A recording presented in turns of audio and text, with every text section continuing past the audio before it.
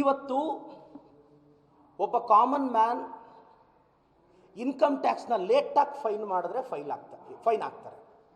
ಇವತ್ತು ಯಾರಾದರೂ ಒಂದು ಅವರ ಇನ್ಕಮ್ನ ಡಿಕ್ಲೇರ್ ಮಾಡಲಿಲ್ಲ ಅಂದರೆ ಪನಿಷ್ಮೆಂಟ್ ಅಂತಾರೆ. ಆದರೆ ಭಾಳಷ್ಟು ಜನ ಯಾರ ಮೇಲೆ ITED ರೈಡ್ ಆಗಿದೆಯೋ ಅವರೇ ಡೊನೇಟ್ ಮಾಡಿರೋದು. ಅಲ್ಲ ಸರ್, ಅವ್ನು ಸ್ಯಾಂಟಿಯಾಗೋ ಮಾರ್ಟಿನ್ ಅಂತ 1300 ಕೋಟಿ BJP ಅವರಿಗೆ ಡೊನೇಟ್ ಮಾಡೋಷ್ಟು ಶ್ರೀಮಂತನ ಇರ್ಬೋದು. ಬಟ್ ಯಾಕೆ? ಇದರಿಂದ ಭಾಳ ದೊಡ್ಡ ಅವ್ಯವಹಾರ ನಡೆದಿದೆ, ಭ್ರಷ್ಟಾಚಾರ ನಡೆದಿದೆ.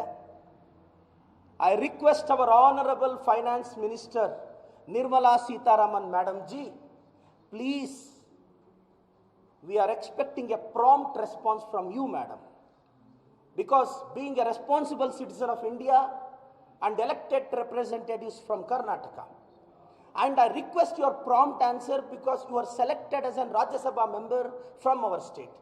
So I request Madam ji your prompt response. Hope you will certainly react on it. ಕರ್ನಾಟಕದ ಎಲ್ಲ ಮಹಾಜನತೆ BJP ಸಂಸದರಾಗಿ ಸ್ಪರ್ಧೆ ಮಾಡ್ತಿರೋರಿಗೆ, all educated people of Karnataka, ದಯವಿಟ್ಟು ಎಲೆಕ್ಟ್ರೋಲ್ ಬಾಂಡ್ಸ್ ಬಗ್ಗೆ ಸಂಸದ ಅಭ್ಯರ್ಥಿಗಳನ್ನ ಆನ್ಸರ್ ಕೇಳಿ.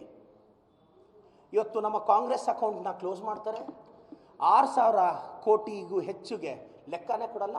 ನಾನು ಹೇಳೋದು, ಇವತ್ತು ನೀವೋ ನಾನು ₹1 ಸಂಪಾದಿಸಿದ್ರೆ ಅದಕ್ಕೆ ಸೋರ್ಸ್ ಹೇಳಲಿಲ್ಲ ಅಂದರೆ IT ಅವ್ರು ಸುಮ್ಮನೆ ಇರ್ತಾರಾ? ED ಅವ್ರು ಸುಮ್ಮನೆ ಇರ್ತಾರಾ? ಆದರೆ ಒಂದು ಪೊಲಿಟಿಕಲ್ ಪಾರ್ಟಿಗೆ 7 ನ್ಯಾಷನಲ್ ಪಾರ್ಟೀಸ್, 24 ರೀಜನಲ್ ಪಾರ್ಟೀಸ್ 15,000 ಕೋಟಿ ತಗೊಂಡಿದೆ ದಾನ ಅಂದರೆ ಅವ್ರ ಹೆಸರು ಹೇಳಲ್ವಂತೆ, ಅವ್ರ ಐಡೆಂಟಿಟಿನೂ ಡಿಸ್ಕ್ಲೋಸ್ ಮಾಡಲ್ವಂತೆ.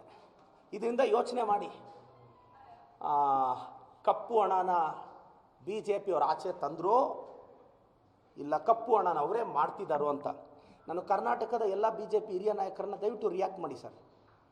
ನೀವು ಬೈತೀರ ನನಗೆ ಗೊತ್ತು, ಇದಾದಮೇಲೆ ಆನ್ಸರ್ ಮಾಡಿ ಬೈಕೊಳ್ಳಿ ಸರ್.